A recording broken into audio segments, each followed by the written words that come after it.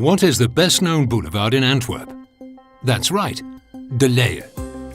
From Italië in the north to Amerika right in the south of Antwerp, this nearly 4-kilometre-long street is better known to locals as de Leien. Did you know that this boulevard was laid out on the former city walls? Beneath de Leien, the remnants of the Spanish fortifications of the 16th century are still well preserved.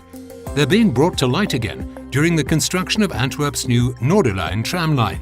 Tunnels are being dug by the Opera building for the trams to run through. If you're in the area, you should definitely have a good look round, as these excavations will catapult you back into the 16th century. The former Kipdorp site in particular is now visible once again. The Kipdorp Gate formed part of the Spanish city walls that protected the city in the 16th century. The Kipdorp site consists of a bridge, a gate, a bastion, and a part of the city walls. The bridge in front of the Kipdorp Gate was 90 metres long with 7 bridge vaults.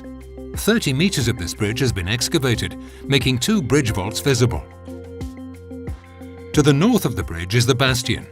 It's a pentagonal defensive stronghold invented by the Italians. In the flanks were the casemates, or firing positions, where cannons were housed. A section of the casemate wall has been uncovered. You can still clearly see a half pyramid, the typical Antwerp finishing touch. For the archaeological study, the whole site was excavated to a depth of up to 8 meters. This also made the old city moat visible again. A moat is a real treasure trove of lost objects.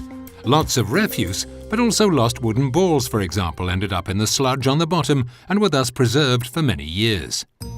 Archaeologists now demarcate the area into grids in order to facilitate working in the most detailed way possible. They sift the bottom of the moat looking for artefacts from the past. To do this, they use metal detectors and other equipment. They collect, number and list the location of their finds. The treasures found include pottery, animal bone, wooden balls, shoe soles, pipe heads, and even munitions. These artifacts give us an insight into how people used to live. The Kipdorp Gate was built around 1550. It was the access point to the city from the Campine and North Brabant. The city fortifications as a whole consisted of 9 bastions, 8 curtain walls, and 5 city gates, with monumental bridges across the moat. They were built by order of Charles V, Holy Roman Emperor. The city gates had a facade in the Renaissance style.